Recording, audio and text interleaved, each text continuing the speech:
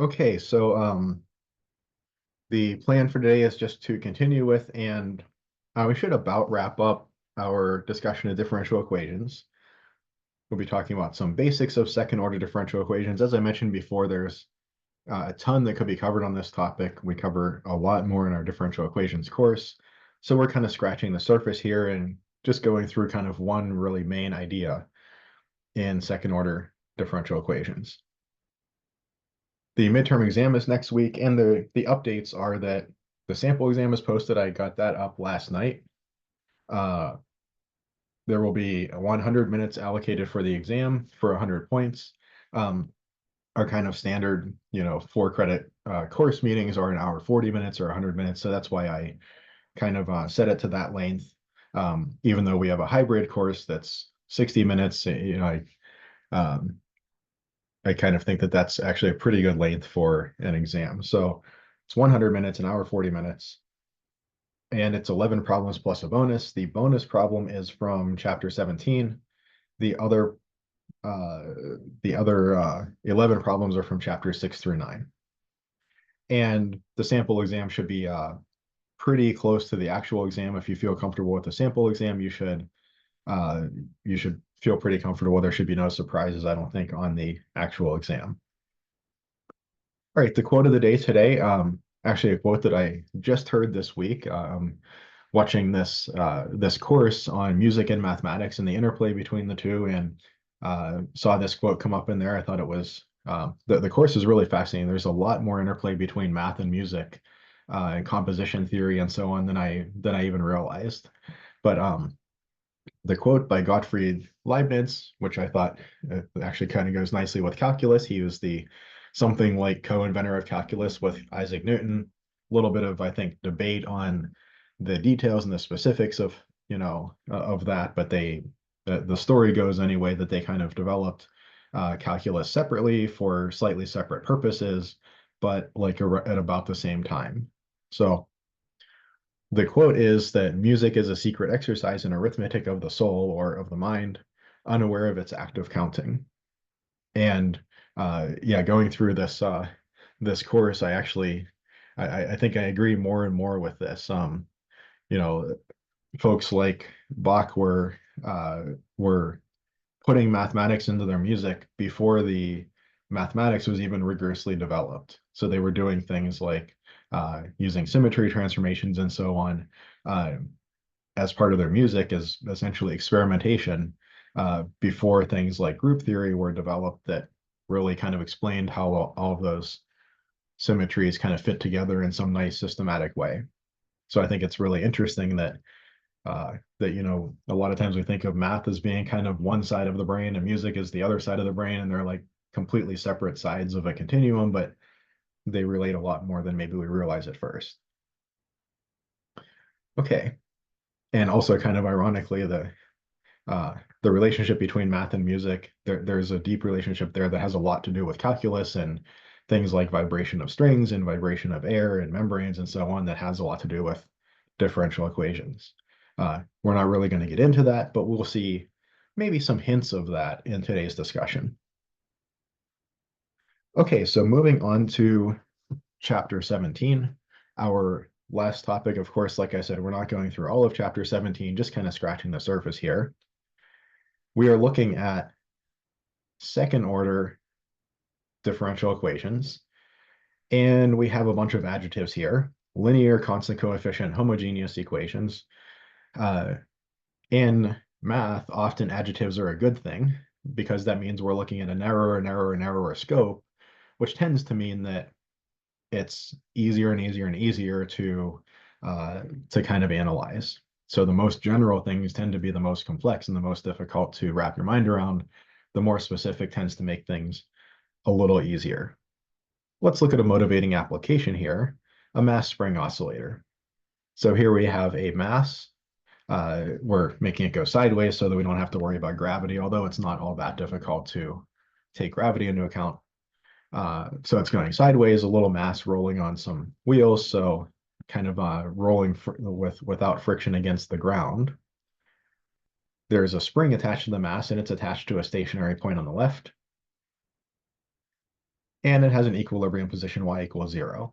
So if I sit the little mass attached to the spring at this location and don't push it either way and just let it go, it's just going to sit there forever and not move. So this is the kind of equilibrium position for the system. But then, of course, if I stretch the spring, if I move the mass out to say y equals +1, hold it there and let it go, it'll start bouncing back and forth. Or if I kept it at y equals 0 and kind of like whacked it with a hammer, if I pushed it and gave it an initial velocity, then it would start bouncing back and forth also. When it goes to the left, the spring gets compressed and wants to push it to the right. And when it goes out to the right, the string gets stretched and wants to pull it back. Okay, so what's our goal? It's to describe the motion of the mass under the influence of the spring and friction. And here by friction, I mean air resistance, so friction with the fluid surrounding the mass, whether that be air or water or something else. And y equals 0 is the equilibrium point. Newton's second law, F equals ma. If we think of y of t as the position function, then this is my double prime. And for the spring, we have Hooke's law. The force from the spring is negative ky for small absolute value of y. So when y is negative, the force is pushing to the right. It's pushing in the positive direction. When we compress the spring, it wants to stretch back out and vice versa. And we're going to make a choice to model the frictional force as linear in y prime. In other words, the air resistance we're going to take to be proportional to y prime. So if we're moving twice as fast, we get twice as much air resistance. I think I mentioned before, there's a really good video by Walter Lewin, an MIT OpenCourseWare video in the, I think it's Physics 1 series, where he talks about the different regimes, and sometimes it's better to model with something like y prime squared, but we're not going to get into all of that. We're just going to take it to be y prime. And of course, this opposes the direction of motion. If I'm moving forward, the air resistance kind of pushes against me and tries to push me backwards, and vice versa. These coefficients, k and b, are non-negative. We could allow for other external forces. Maybe there's a driving term. We could wrap that in f external of t. So a forcing term, this might be something like you imagine a kid on a swing set or something, and the parents kind of like pushing them, they come back and parent pushes them and they go a little further. So that might be something like that, for instance. And Newton's second law says that the total forces on the system have to result in ma, and the total forces in the system are negative by prime, the air resistance term, the spring term, negative ky, and some external forcing term if needed. We can rearrange to get our second order differential equation, my double prime plus by prime plus ky equals f of t. And our goal here is to figure out what is the function y of t, the equation that describes the motion of this system over time, for, of course, certain choices of m, b, k, and big F. The qualifier homogeneous up here says that our external forces are all going to be 0. So we're considering a case with no extra forcing term, no additional forces kind of coming into the mix. The statement linear is a little hard to describe, but basically it means that anywhere we see in each term, if we see a y, we only see it once.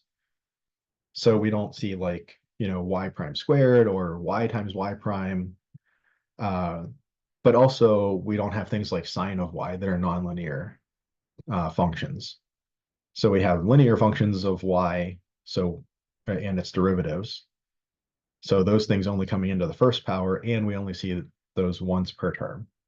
So I don't have any like sine of y or any like y prime squared, and I also don't have anything like y times y prime.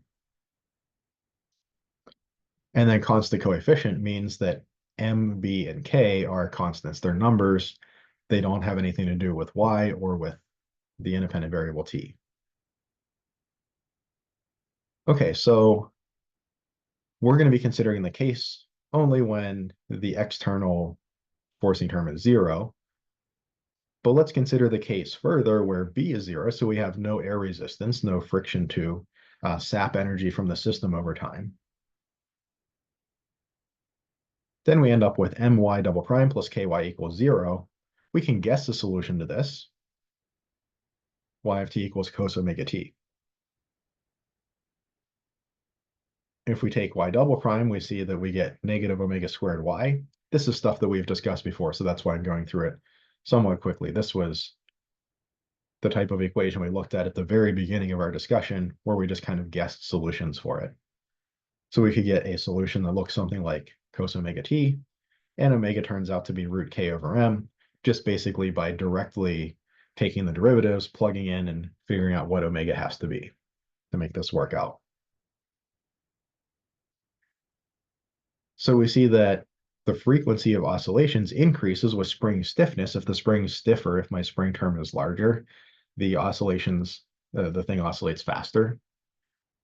And it decreases with mass. If mass is larger, if the thing weighs more, as it's kind of like heading in a certain direction and the spring wants to pull it back, let's say, it takes longer for the spring to exert enough energy, to exert enough force over that time to stop that larger mass from going in the direction it wants to go and to pull it back, or vice versa. Case 2, what if B is not equal to 0? What if we have what's called damping present? What if there's some air resistance that anytime that the mass is in motion, it's kind of sapping some of that energy. There's some energy in that system, some potential energy from the spring, some kinetic energy from the mass moving. But continually, when the mass is moving, the friction, the air resistance is sapping some of that energy into heat. It's dissipating it as heat into the surrounding environment, and the mass loses that energy. So it's not going to keep oscillating at the same amplitude over time, of course. It's going to eventually, those oscillations are going to die out. So here we'll take, for example, the mass to be 1, the spring constant K to be 25, and the air resistance coefficient to be 6. And since we're in math class and not physics, we aren't going to attach units to any of these things, but we'll just say in whatever are the appropriate units. And this is the differential equation we want to solve. Y double prime plus 6y prime plus 25y equals 0. As an exercise, show directly that this function y equals e to the negative 3t times cos of 4t solves the differential equation. What does this function look like? It looks like a trig function cos of 4t whose amplitude looks like e to the negative 3t. So I have kind of like an envelope here, e to the minus 3t and negative e to the minus 3t, and e to the minus 3t cos of 4t, well, cos of 4t just bounces back and forth between 1 and negative 1.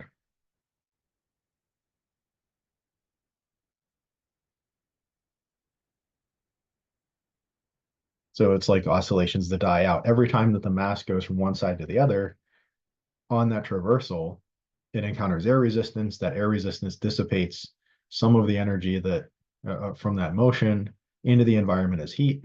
So it doesn't go quite as far past equilibrium on the other side. And then it goes even less far when it comes back, and even less far when it goes past equilibrium again. But it does kind of have enough energy, so to speak, to overcome that air resistance enough to surpass equilibrium and overshoot a little bit each time. So I compress the spring and I let it go, and there is enough kind of stored up energy in the system to push the mass past equilibrium to where the spring is stretched now, and then to pull it back past equilibrium to where it's compressed again. And it does still oscillate, but those oscillations just die out. Right up here, our oscillations just stay at amplitude 1 forever. And the only thing that changes as we change the spring stiffness or whatever is the frequency. Our wave can get more compressed or stretched, but it has the same amplitude forever. Okay, and then let's look at case three. What if we increase the friction a bit more? Keeping M as 1 and K as 25, but now increasing our air resistance term from 6 to 10, looking to solve y double prime plus 10y prime plus 25y equals 0, we see that y equals e to the negative 5t is a solution to this differential equation.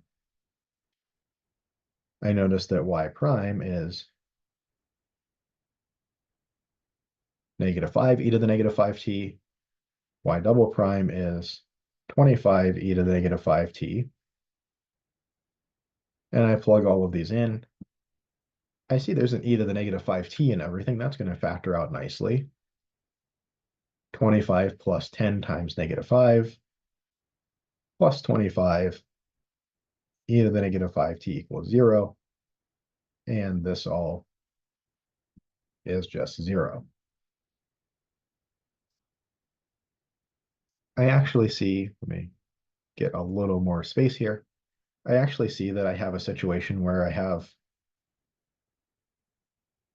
such a thick fluid that I'm trying to push through. Instead of pushing through air, maybe I'm trying to push through like molasses or something, that I actually don't have enough stored up energy in the spring, no matter however far I compress the spring. I don't have enough stored up energy to push past equilibrium. For each little bit that I push forward, the surrounding material takes so much energy out of the system through its resistance, saps so much energy as heat, that I never actually even make it back to equilibrium, let alone surpass it and start coming back the other direction. So these are kind of roughly the three regimes that I end up with. This kind of simple harmonic oscillator, the oscillations that die out, or just kind of an exponential decay to equilibrium. There's maybe one other situation. You can come up with something that does something like this.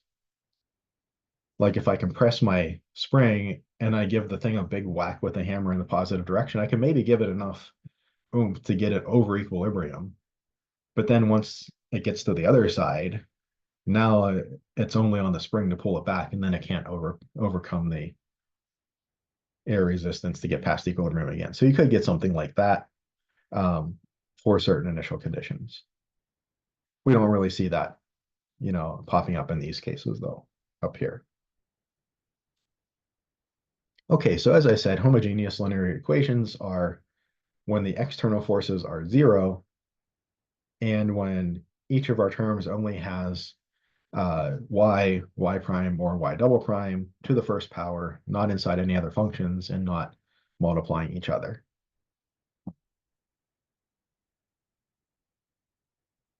One of the really nice things about this kind of a form is that if I find two different solutions, then linear combinations are also solutions. We kind of saw that at the very beginning of our discussion several classes ago.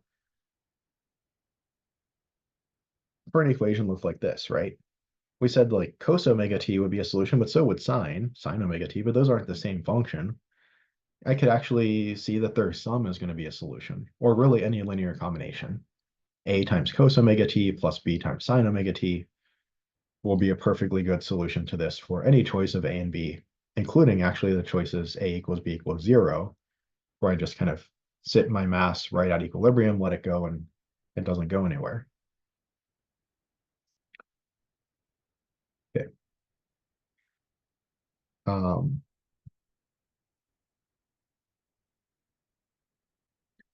so let's ask then, let me make a copy of this equation.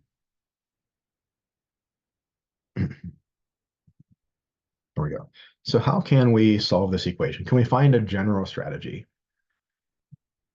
One of the kind of unfortunate things about second order equations is for general second order differential equations, we don't really have a general strategy. But for linear constant coefficient homogeneous second order equations, we do have a general strategy. So that's super nice. Let's think about how we might want to build up such a strategy. And actually kind of thinking about the original form before we rearrange it up here, might even be helpful, right? Something like thinking that my double prime has to equal negative by prime minus ky maybe gives us a little bit of insight. So actually our second derivative has to kind of look like a linear combination of our first derivative and the function itself. Or in other words, for these three terms that involve the function, its derivative, and its second derivative, to kind of be able to add together and net out to zero, it's going to be really helpful if they are like terms so that they can all kind of combine together and kind of cancel each other out. In other words, I want to investigate solutions that look like functions where if I have that function, its derivative and its second derivative, they all kind of look pretty similar. Oops. Can I think of a function whose derivative and second derivative basically look like it? Well, of course, that's the exponential function.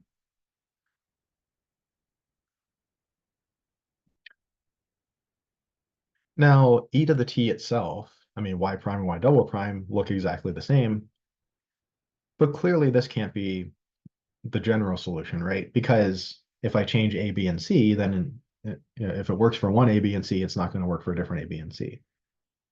But maybe I can put a degree of freedom in here.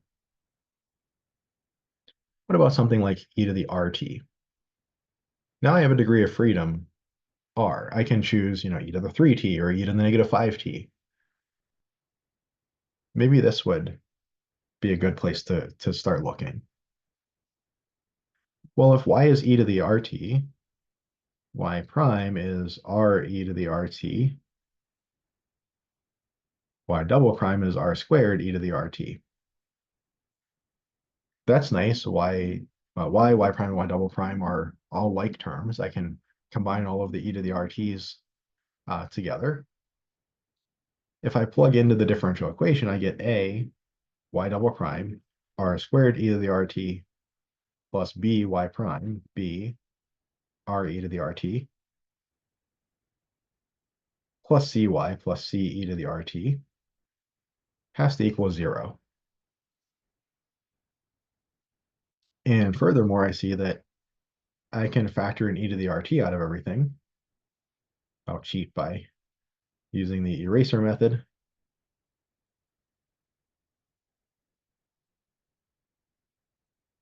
And I see I have the product of two things is 0. And of course, I note that e to the rt is strictly positive. So this says that a r squared plus br plus c must equal 0. Given ABC, I have a constraint on R now. This is called the characteristic equation.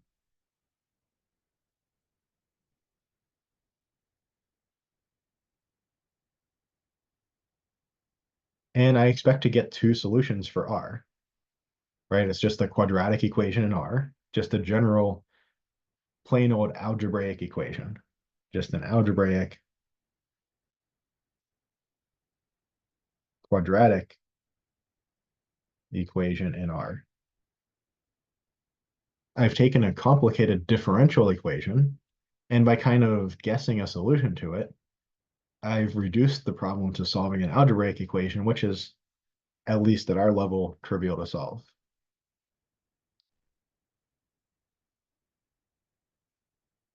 Okay, so here's kind of a just written up form of this.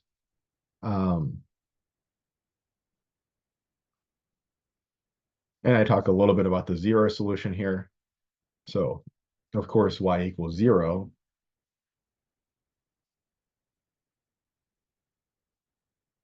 is a solution as well. We don't really lose that solution, as we'll see in a minute here. But we're looking for kind of interesting non-trivial solutions. So we have the characteristic equation. And this, of course, has two roots, negative b plus or minus the square root of the discriminant all over 2a. Just the quadratic formula. Here, the discriminant b squared minus 4ac is what discriminates between the three cases.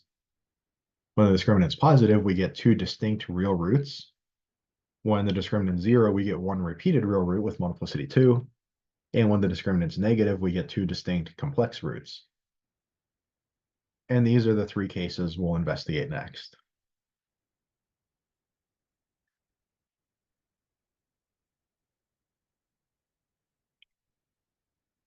Okay, any questions so far? All right, let's look at case one to start with. Discriminant bigger than 0, two distinct real roots for r. So take a look at this differential equation. Or in other words, this is 1 y double prime plus negative 1 y prime plus negative 2 y equals 0. We see that a equals 1, b equals negative 1, c equals negative 2.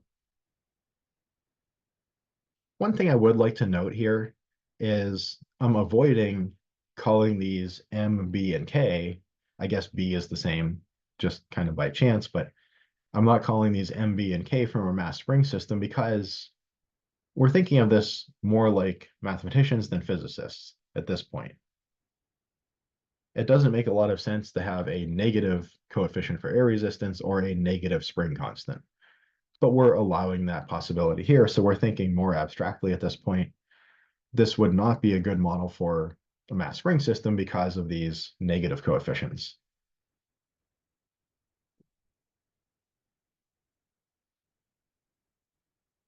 Now I see that my characteristic equation, let me actually write it out. My characteristic equation is going to be r squared minus r minus 2 equals 0. Sometimes, if I'm not being careful, I'm kind of tempted to write like something like r squared minus r minus 2r because I see a y here, but the number of r's goes with the number of derivatives. So like the y by itself doesn't get an r, right? There was no factor of r in front of the e to the rt here. That wasn't there. Just a 1 there, so no factor of r in this third term. Sometimes it feels a little strange because you see the y here and you want to put something next to the negative 2, but that negative 2 just is there by itself as the third term in the characteristic equation. The first derivative gets one factor of r coming down, and the second derivative, two factors of r coming down.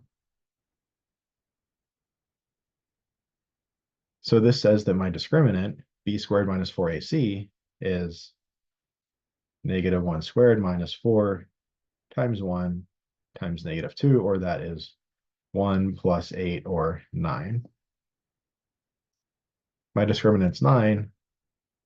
This is bigger than 0, two real roots, two distinct real roots. So what are those roots? Well, I can either find them with the quadratic formula.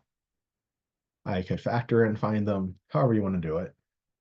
But here I guess I see r minus 2 times r plus 1 equals 0, r equals 2, or r equals negative 1.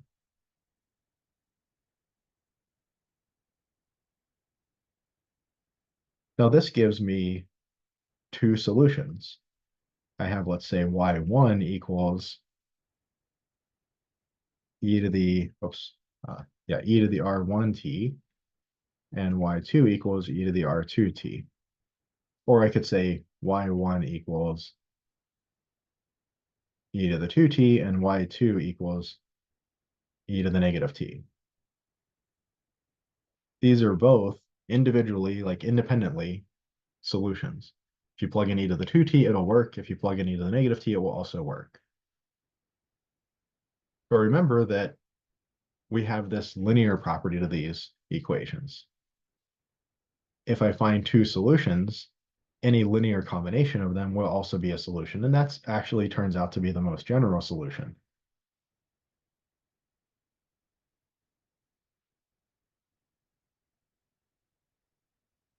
So we get the most general solution by taking a linear combination of these two. So y equals, often we write the constants as C1 and C2, sometimes as A and B, or you can use whatever letters you want.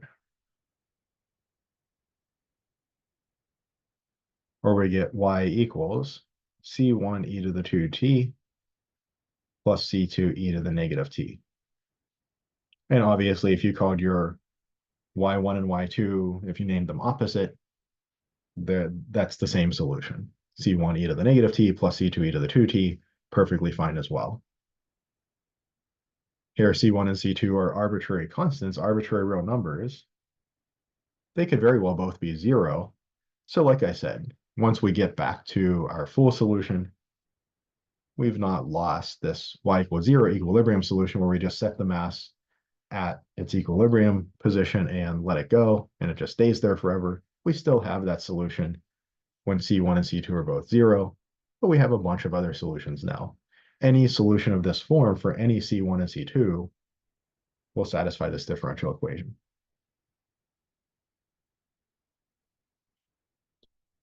Let's take a look at this one. This looks pretty similar to the mass spring system with no air resistance, except for one small but huge difference. And that's that the coefficient on y is actually negative. Y double prime minus 4y equals 0. We're going to see that small change from a plus 4y to a minus 4y yields a very big difference in the type of result we get. I move to my characteristic equation, and I see that I get 2 factors of r coming out of the 2 derivatives for y double prime, just factor or a coefficient of 1 in front of there, so just r squared for my quadratic term. There is no y prime term, so I have no r term. I have basically plus 0r because I have y double prime plus 0y prime. And then I have minus 4y. Be careful, this is where it's especially tempting to write like minus 4 or something, but minus 4r, but there's no r there. Right? This y has no derivatives. There are no r's coming out of it. It's just r squared minus 4, end of story, equals 0. Well, here clearly r equals plus or minus 2,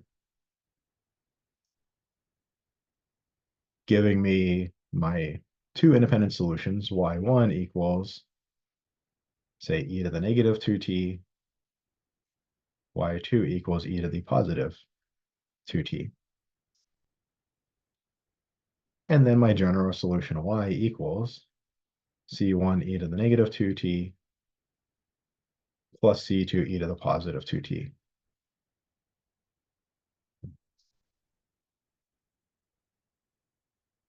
Note that if we had y double prime plus 4y equals 0, we would have gotten trig functions, sines and cosines, to combine together.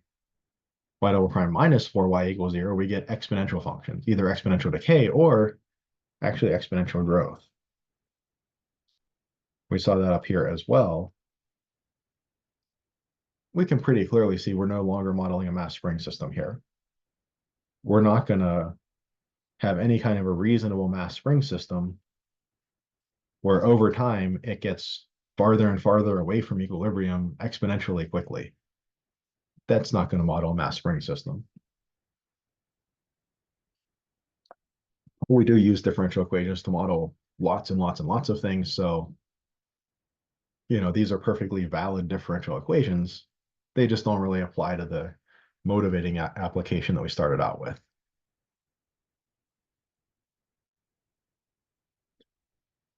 Then lastly, let's look at an initial value problem. So here we're looking for, first, the family of functions that satisfies this differential equation, something like this one up here, c1 e to the negative 2t plus c2 e to the 2t, something like that. That's a family of functions parameterized by c1 and c2, and then we are looking to pluck out a single member of that family that meets these 2 conditions. Why do we need 2 conditions? Because we have 2 degrees of freedom, c1 and c2. We need 2 constraints to have a chance at figuring out what those 2 degrees of freedom ought to be. And this is, I admit, a little bit of a misleading question, but if we pretend that we were in the mass spring system, which doesn't make sense because we have a negative air resistance term, but if we pretend that we were in that system, what would these conditions represent? Y of 0 would be like our starting position at time 0. The string is stretched by 2 units. And y prime of 0 would be like the initial velocity we give it. So we stretch it by 2 units, and then we push it at like 1 unit per unit time, 1 unit distance per unit time, in that same direction, stretching it more. So we stretch it a little bit, we push it that direction, and then we let it go and we let the spring and the system just kind of do their thing. Now, like I said, not exactly a perfect analogy because we have the minus 3y prime here, but so the solutions we'll get don't quite line up with that statement. But if we didn't have that minus 3 there, if that was say a plus 3, we could imagine this perfectly well that way. So we have something like an initial position, an initial velocity to figure out what are our two degrees of freedom.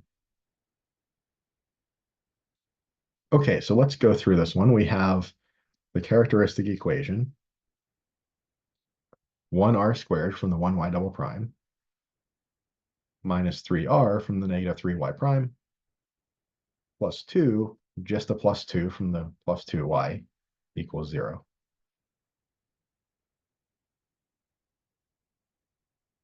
And here I see that I can do r minus 1 times r minus 2 equals 0. And r is going to be 1 or 2. And I see I get my most general solution to the differential equation. Y equals c1 e to the t plus c2 e to the 2t.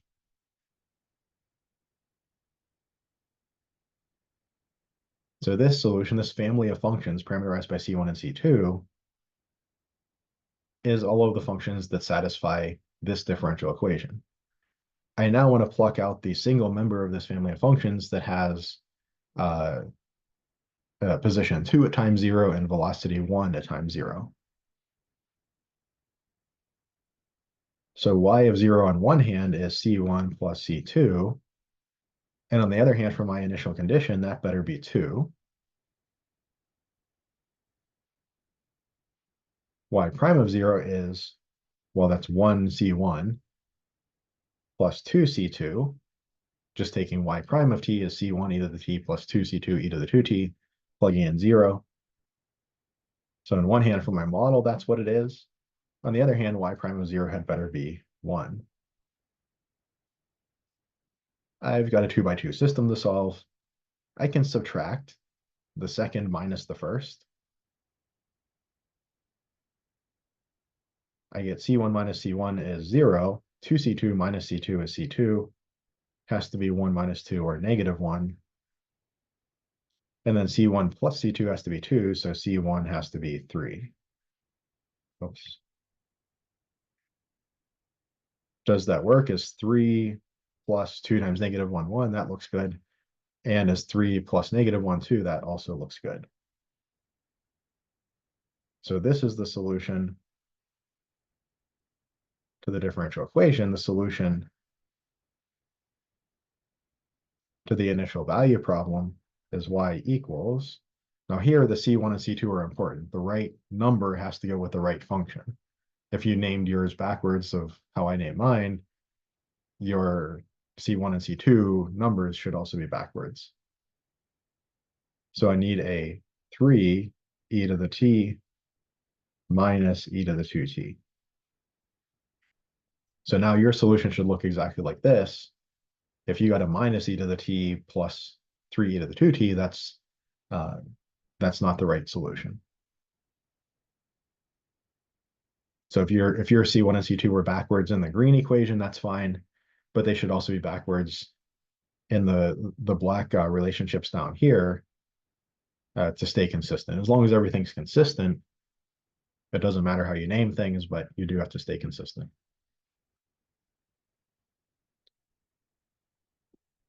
Okay, let's look at case 2, a repeated real root. So let's look at this example.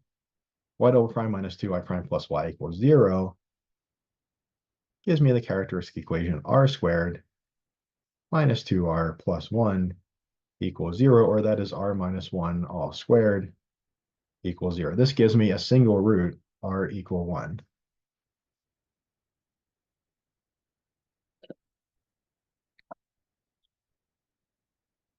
Or this means that I have, let's say, y1 equals e to the t, but then what for y2? When I move to my general solution, I have c1 e to the t plus c2 times what? Now we might say to ourselves, well, am I just done? Maybe this is just the solution, but that kind of doesn't mesh with a couple of different things. Number one, I mean, again, I have a minus here, so this isn't a great mass spring analogy. But if I didn't have a minus there, I could think that, well, if I'm analyzing a mass spring system, I have two constraints. I think it's pretty reasonable for me to say I want to start at a certain position. If I change the position, that changes the stretch or compression of the spring. That should change the behavior of the solution.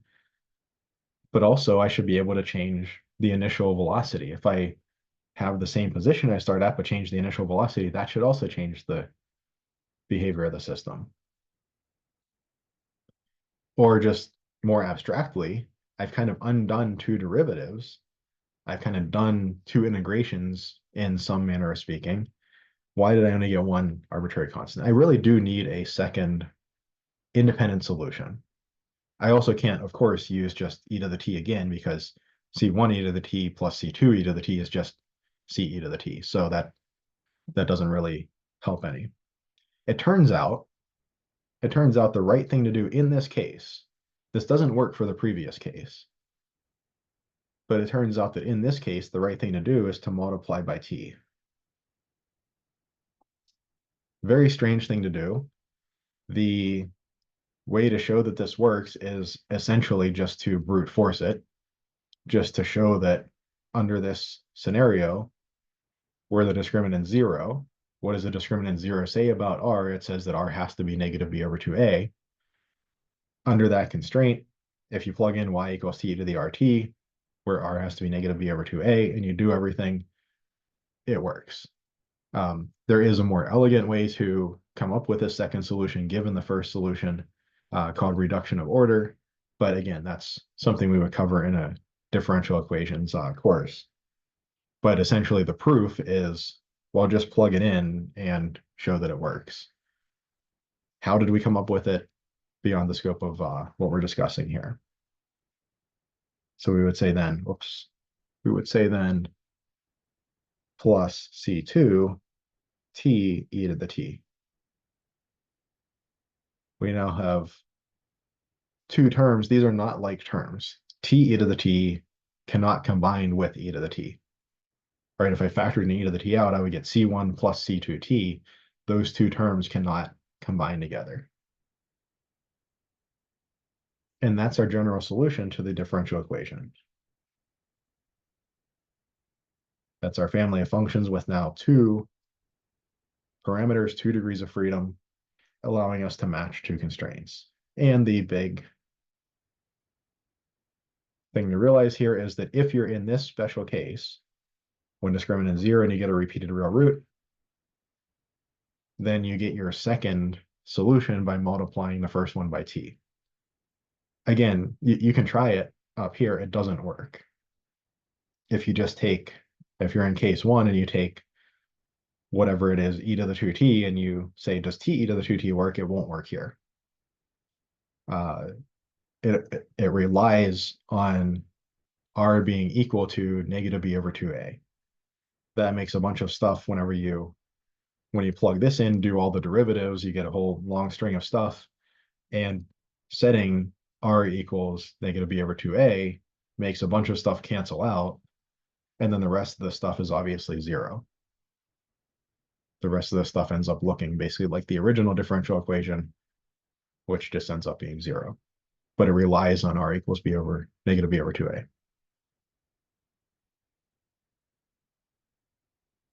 Okay, let's work through this problem. It's a case 2 situation, which we'll see in a minute here, and an initial value problem. So again, regardless of what case I'm in, my first step is always to get my characteristic equation.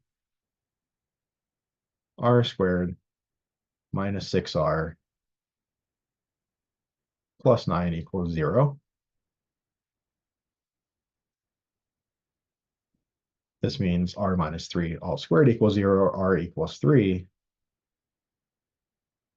a single repeated real root.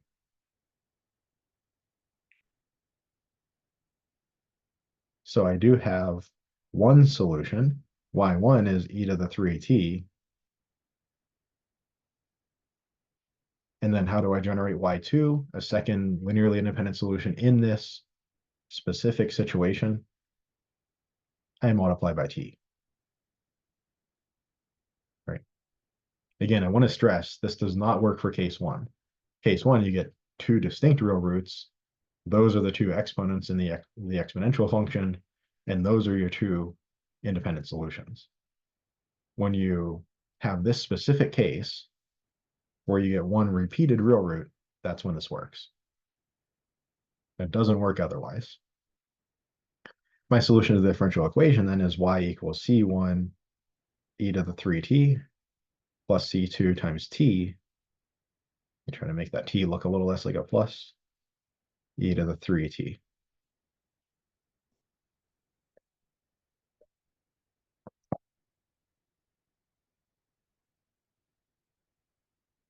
This family of functions solves this differential equation. But now I have two initial conditions to satisfy as well. So let's figure out what does C1 and C2 have to be so that these two initial conditions are satisfied. Y of 0 on one hand from our green model, that has to be C1, e to the 0, and actually plus C2 times 0 times stuff. Well, it's just C1. And on the other hand, that has to equal 2 from our initial condition. So this is our initial condition, and C1 is all we get when we plug in 0 into our green model. Nicely enough, we just get C1 equals 2 coming right out of there. Now y prime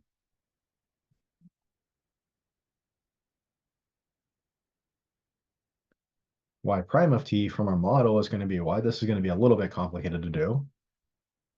So we get 3c1, or 3 times 2, e to the 3t. Differentiate, I have a product of two functions of t here, right? I need to differentiate the t first, c2, e to the 3t.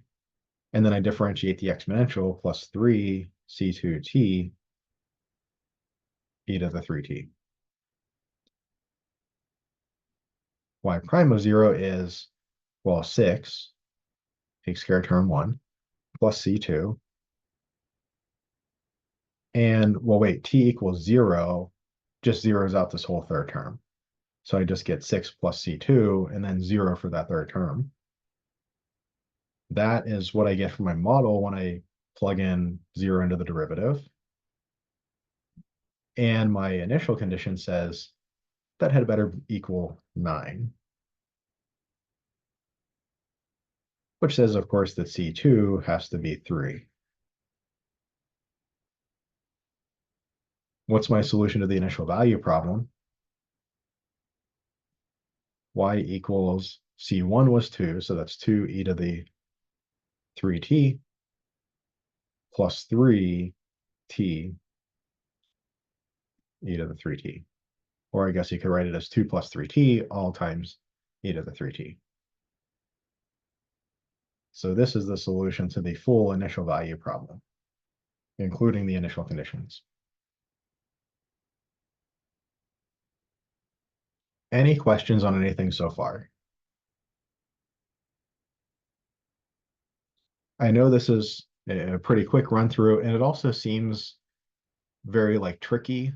You know, it's tricky in the sense that like we're using tricks to solve equations. Like why would I ever guess that I should multiply by t to get a second linearly independent solution in this case?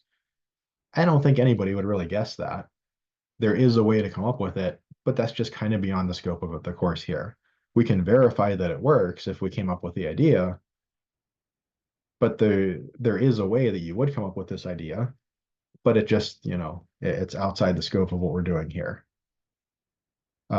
Similarly, why would I guess exponentials? Well, I think it's pretty obvious why we guessed exponentials, but it's very unclear. Like, so I found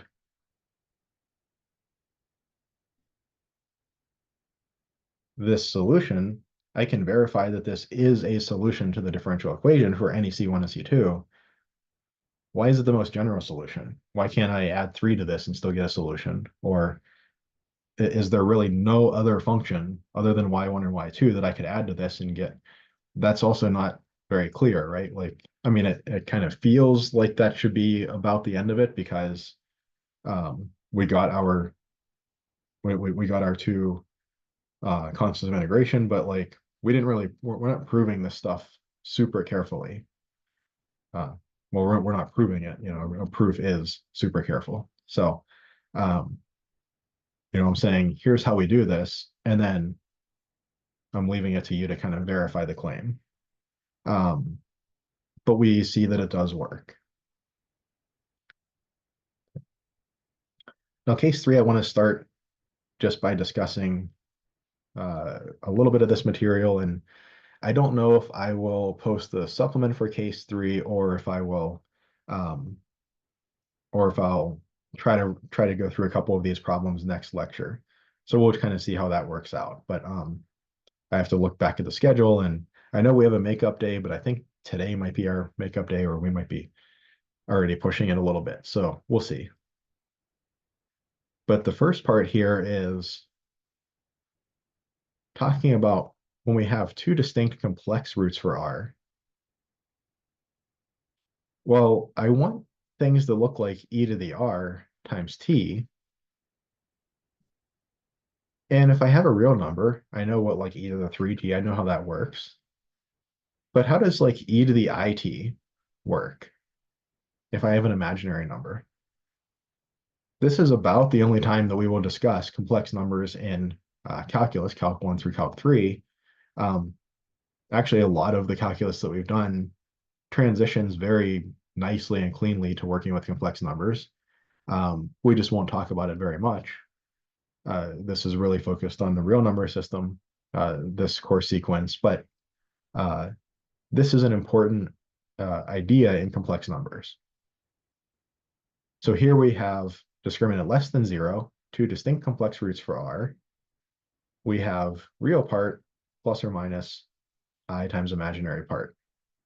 And here I wrote it as square root of 4ac minus b squared so that the inside of the square root is positive here. So I wrote negative d under the square root with an I in front. Let me actually zoom this in just a touch so you can see that a little better. So let's call the two roots just alpha plus I beta to make it easier to write down. And I say here, side note, it's tangential to the discussion of solving the differential equation, but it's really at the crux of why we would guess solutions of this form. There's a formula called Euler's formula, and it's as follows.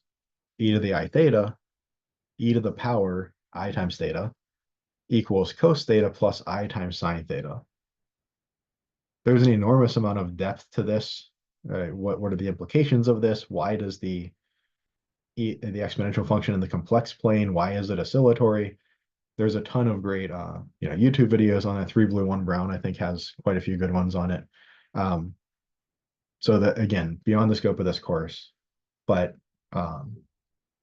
this is a statement that is true. It can be shown via the Maclaurin series for the 3 functions, something that we'll touch on at the end of the course. So we might actually go through the proof of this at the end of the course. If we look at our solutions, they're of the form e to the rt. or in other words, e to the alpha plus or minus I beta t. But that's just e to the alpha t times something that looks like e to the I beta t. E to the alpha t, these alpha and beta are real numbers. This e to the alpha t is just a real number. It's just our standard old exponential function. It might be like e to the 3t. Nothing really complicated or confusing there. How do we handle this e to the I beta t bit? Well, that's where we look to Euler's formula for this e to the plus or minus I beta t. That gives us basically cos of plus or minus beta t plus I sine of plus or minus beta t, but cos is an even function, so it doesn't care about the plus or minus on the inside, just cos of beta t. And sine is an odd function, so the plus or minus comes out in front of the sine. So now our two solutions look like e to the alpha t cos beta t plus or minus e to the alpha t times I sine beta t. That's actually quite annoying because now both of my solutions are complex functions. But I do note that the real and imaginary parts, e to the alpha t cos beta t and e to the alpha t sine beta t, these actually have to individually satisfy the differential equation. So we might alternatively choose to build the solution from these bits. We could more or less build the solution directly from these bits and use complex numbers and so on, but it would turn out to be, I guess, a bit more nuanced and more hassle. We could just choose these as our basis functions, we might call them, to build the solution. Say y1 hat of t equals e to the alpha t cos beta t, and y2 hat equals e to the alpha t sine beta t. Hey, we've seen solutions that look like these before, all the way, geez, how far do I have to go back? All the way back up here. Maybe I can even guess now that probably e to the negative 3t sine 4t is going to solve this as well, right? And a linear combination will solve this as well. So I'll choose to build my solutions from these basis functions instead of these crazy complex ones. And my general solution is going to be C1 e to the alpha t cos beta t plus C2 e to the alpha t sine beta t. And this is essentially the reason that we would make this kind of a guess. All right, so either in a supplement or when we come back next week, we'll walk through at least this one problem and maybe a second problem as well. But that finishes up for today. Let me stop the recording.